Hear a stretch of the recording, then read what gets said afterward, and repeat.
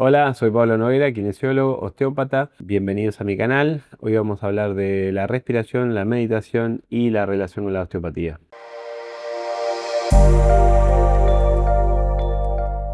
Uno en la consulta generalmente recibe pacientes hoy en día con mucha retracción en sus sistemas de movimiento, a nivel facial, a nivel muscular, a nivel postural, a nivel visceral. Pero hay un patrón que se ve cotidianamente y te diría casi constantemente, que es una alteración en el patrón respiratorio. ¿Qué quiero decir con esto? Nosotros cuando respiramos no solamente tenemos que respirar con el diafragma y no solamente tenemos que respirar con el tórax. Una respiración correcta o completa es a través del diafragma y a través de los músculos de la cavidad torácica, la torácica inferior y la torácica superior. Por tanto, una correcta respiración sería un trabajo diafragmático, un trabajo torácico inferior, un trabajo torácico superior. Bien, en general eso no pasa. Todos los sistemas de alerta aprendidos que hoy nos generan tantos problemas, tantas dolencias, tantas afecciones, tanto a nivel muscular como a nivel general, hacen que nuestro patrón respiratorio en líneas generales sea torácico. Con el patrón torácico lo que hacemos es una respiración incompleta porque tenemos un tope óseo atrás, o sea, la columna vertebral está atrás de las costillas, del esternón está por delante, entonces la capacidad del pulmón de respirar es menor, ¿sí? Porque tiene un tope mecánico, ¿sí? Entonces, generalmente son pacientes que vienen con una respiración corta, superficial, con rectificación cervical, no todos, obviamente. ¿Pero por qué rectificación cervical? Porque muchos de los músculos que son accesorios de la respiración, que no son primordiales en el acto respiratorio, tienen que ayudar al tórax a inspirar más, porque se queda corto con la capacidad que tiene, porque no usan el diafragma, ¿sí? Músculo principal respiratorio, ¿sí? Entonces, la primera costilla nosotros la ubicamos casi atrás de la clavícula, a nivel interno y posterior de la clavícula. Esa clavícula tiene inserción de los músculos escalenos, que son músculos inclinadores del cuello. Y en general uno lo ve súper tenso porque están ayudando al proceso respiratorio cuando no deberían hacerlo o lo tienen que hacer en situaciones extremas. Por tanto, paciente que viene con rectificación cervical, paciente con mala mecánica respiratoria, paciente que consulta por dolor cervical, ¿sí? Entonces, ya ahí vemos un caso de todos los que vemos naturalmente en la consulta, pero no solamente por una cuestión de la capacidad del pulmón, sino por la mecánica del tórax, ¿sí? Entonces tenés músculos accesorios utilizados cuando no deberían estar siendo utilizados, tórax generalmente rígidos con bloqueos diafragmáticos. Consulta por dolor cervical.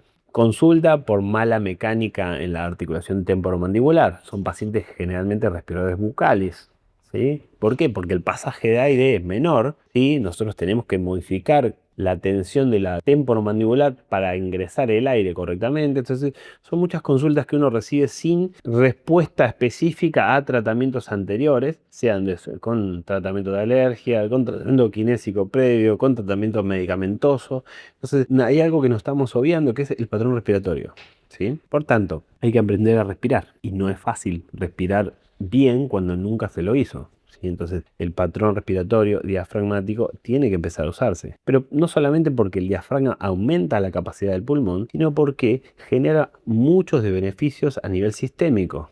El diafragma moviliza el tórax, moviliza las vísceras, ¿sí? Entonces, además de eso, ves al paciente que tiene problemas gastrointestinales, que uno puede ahondar un poquito más y pensar que tiene una alteración simpática con el sistema parasimpático y el simpático alterado, lo que vamos a hablar más adelante de la regulación del sistema autónomo, ¿sí? Entonces, el paciente viene con una mala mecánica respiratoria, con un tórax súper rígido, ¿sí? Con dolor cervical, con alteraciones intestinales y nunca se miró el patrón respiratorio. Vamos por partes. Hay que empezar a concientizar al cuerpo que tiene que empezar a mover el diafragma. ¿Cómo se logra? Primero liberándolo con técnicas osteopáticas manuales. ¿Cómo se logra también? Generando mejor movilidad visceral, con técnicas puntuales apuntadas al sistema visceral. Por ende, a mayor y mejor trabajo diafragmático, mayor expansión va a tener el tórax. Entonces la capacidad del pulmón, la capacidad de fonar va a ser diferente también. Y además de eso, el diafragma va a activarse. Eso genera también algo no menos importante, el trabajo del sistema vagal ventral. Una respiración más lenta, una respiración más suave, hace que el sistema vagal, que es el que nos relaja, nos calma, nos da claridad mental, empieza a funcionar nuevamente para equilibrarse con ese tono simpático que teníamos, que hace que estemos constantemente con una respiración corta y superficial. Resumiendo, el diafragma se inserta en la columna lumbar. Lumbar 1, lumbar 2, lumbar 3. El diafragma moviliza las vísceras, genera mejor movilidad, genera que las ondas peristálticas funcionen mucho más, genera el trabajo de la presión intraabdominal que se vaya modificando, genera movilidad torácica, entonces actúa como un pistón que va y que viene y todo el tiempo está generando movimiento, ¿sí? Además de eso, actúa mecánicamente sobre el plexo celíaco. El plexo celíaco se mete en la profundidad de la inserción diafragmática, que es un plexo que genera, que tiene neuronas simpáticas y neuronas parasimpáticas. Cuando uno estimula el diafragma, mejora la movilidad mecánica del plexo y eso hace que el sistema vagal ventral se active. Por tanto, estamos equilibrándonos a través del trabajo respiratorio. Por eso es tan importante saber respirar. Uno está acostumbrado a mecánicamente respirar automáticamente porque si no, no podemos vivir. ¿Alguien alguna vez entrenó el músculo diafragma como tal? ¿Alguien lo relacionó con el diafragma pélvico? ¿Alguien alguna vez lo relacionó con el diafragma torácico? En general esas cosas no pasan. Entonces, cuando el sistema está totalmente colapsado, con mucha presión interna, con mala movilidad, con restricciones, con bloqueos, el paciente respira rápido, respira superficial, está preparado, como dijimos antes, para pelear, para huir, y todo el sistema va fluyendo a un sistema de cronicidad metabólica, ¿sí? Entonces dejamos de ser flexibles a nivel metabólico también, no solamente a nivel musculoesquelético. La flexibilidad no es musculoesquelética solamente, necesitamos equilibrio y flexibilidad metabólica para que volvamos a tener ese equilibrio que dejamos de tener hace un tiempo. La otra pregunta que surge constantemente en la consulta es ¿por dónde se respira? Bueno, la respuesta es simple, se respira por la nariz, nunca se respira por la boca, por un montón de procesos que vamos a explicar ahora. Primero, cuando uno toma aire por la nariz, hay mejor filtración, mejor absorción y mejor humidificación del aire que está entrando. Nosotros a los pulmones tenemos que llevar con una temperatura de 37 grados. Cuando nosotros tomamos aire por la boca, eso no pasa. Primero que no hay un barrido, no hay un filtrado de bacterias que sí pasa por nariz. Segundo que la temperatura que llega al pulmón va a ser menor, ¿sí? Eso por un lado. Y segundo, y no menos importante, cuando uno respira por la nariz, los sentidos en general, cuando uno los recibe, sea la vista, sea el olfato, sea la audición, ¿sí? Van al tálamo. Y el centro del cerebro, el cerebro distribuye desde el tálamo a las otras estructuras importantes. Cuando uno toma el aire por la nariz, el único sentido que no va al tálamo es el nervio olfatorio, el que estamos tomando justamente para respirar. Cuando nosotros tomamos aire por la nariz, integramos mucho más rápidamente porque tiene una vía directa casi a la ínsula cerebral, que la ínsula es nuestra información interoceptiva más importante. Y tiene una vía directa al parasimpático, una llegada más directa al parasimpático y al sistema vagal para que nos vuelva a bajar. Entonces, ¿qué estamos diciendo con esto? Todos los procesos respiratorios regulados y mejorados generan una mejor información del sistema vagal al cerebro. Por ende, la respuesta del cerebro va a ser mucho mejor. Un sistema autónomo regulado va a hacer que el sistema la respuesta cerebral sea mucho más clara, mucho más precisa y con una nitidez cerebral que nosotros no tenemos cuando estamos en un reflejo de huida constante. Desde la osteopatía y las técnicas que nosotros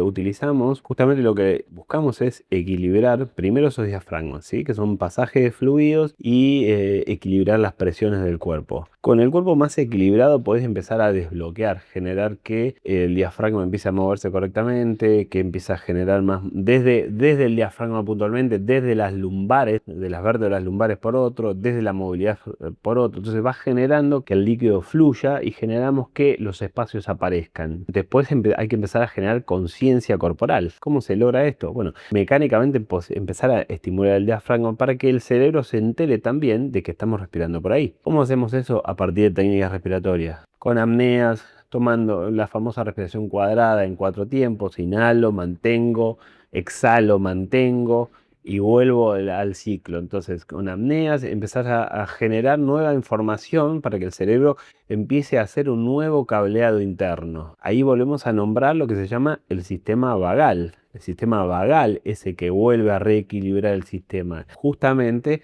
para que la respiración rápida, superficial, corta, que el simpático genera porque estamos en huida, empiece a bajar, empieza a ceder, ¿sí? Entonces el vago ventral o el sistema vagal se empieza a activar para que nosotros podamos tener una respiración más lenta, una respiración más profunda. Cuando hay una respiración más profunda y más lenta, el dióxido de carbono llega a las estructuras más profundamente y el dióxido de carbono es vasodilatador y puede captar más oxígeno después. Hay muchas restricciones de movimiento que se mejoran a partir de la buena circulación de los fluidos. Entonces el dióxido de carbono también ayuda a eso. A nivel metabólico también el óxido nítrico, cuando uno inspira por la nariz, es un vasodilatador. Entonces todo lo que genere que el oxígeno pueda entrar mejor va justamente a aumentar la capacidad. Volvemos al vago ventral. Toda la información que el cerebro está recibiendo es que empieza a tener mayor capacidad, mejor rendimiento y empezar a estimular estructuras cerebrales que antes no estaban siendo estimuladas. Volvemos a lo que hemos hablado anteriormente, mejora la interocepción, mejora la información interna que el cuerpo recibe y esa información trasladada al cerebro es muy importante porque esa información que lleva a la ínsula cerebral luego va a la corteza cerebral. La corteza cerebral después nos da la posibilidad de ejecutar mejor los hechos que estamos haciendo, estar más concentrados, planificar, regular emocionalmente nuestras conductas y todo empieza desde un proceso respiratorio. ¿Sí? Entonces, ¿por qué se toma el aire por la nariz al hecho de respirar? Porque se activa el único nervio que no va por tálamo, el par craneal que no va al tálamo para después ir a la corteza y tiene una información más directa que llega a la ínsula, ¿sí? Cuando logramos normalizar, o la palabra no es normalizar, sino empezamos a entrenar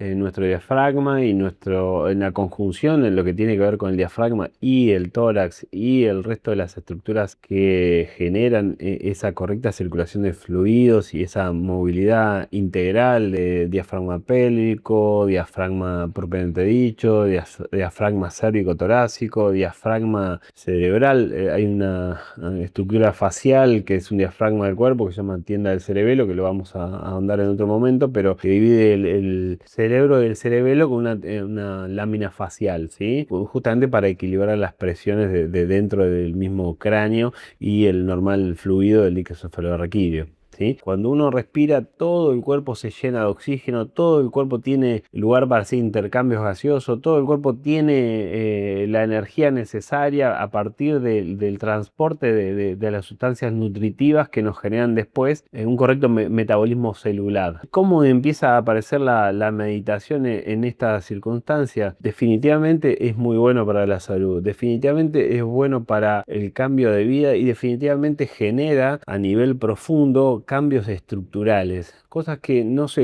ocurren con muchas de las cosas que nosotros tenemos en el día a día. O sea, el hecho de estimular el sistema nervioso autónomo, la parte parasimpática, a partir de lo que hablamos anteriormente, de buenos hábitos, de buen trabajo de proprioceptivo, buen trabajo físico, y además de eso sumarle el patrón respiratorio en forma lenta, en forma sostenida, en forma que genere que el sistema se dé cuenta de que estamos bajando, de que estamos equilibrándonos y por ende los sistemas más integrados en el cerebro empiezan a recibir esa información y empiezan a estructurarse de esta manera. Hay artículos científicos probados que hablan de eso, de lo que genera esa respiración consciente, de esa respiración mirando hacia adentro, de esa integración propia en lo que tenemos y esa mejora en la interocepción. Por tanto, la meditación genera beneficios en todos los sistemas del cuerpo. ¿Por qué? Porque cuando uno medita y la respiración hace su trabajo, la integración entre la ínsula cerebral y la amígdala cerebral, la corteza cerebral es mucho más fluida. Y nosotros a partir de eso empezamos a generar un nuevo cableado interno. Nuestro cerebro actúa por repetición. Nosotros aprendemos patrones neuronales que seguimos y nos ponemos vagos en ese patrón neuronal, ¿sí? No, hacemos siempre lo mismo. Entonces es una manera de decirle al cerebro: estamos respirando de otra manera, estamos generando nuevo cableado interno, nuevas sinapsis neuronales, para que el cerebro se empiece a comparar cómo estábamos y cómo estás y cómo estamos ahora a partir del trabajo respiratorio y empezar a tener una nueva respuesta. Por ende, la ínsula, a partir de su trabajo de interocepción, recibe información, la traslada a otros centros del sistema límbico para que después vayan también a la corteza prefrontal. Y en la toma de decisiones emocionales, planificación, conductas, todo lo que se refiere a nuestro último eslabón de la corteza cerebral,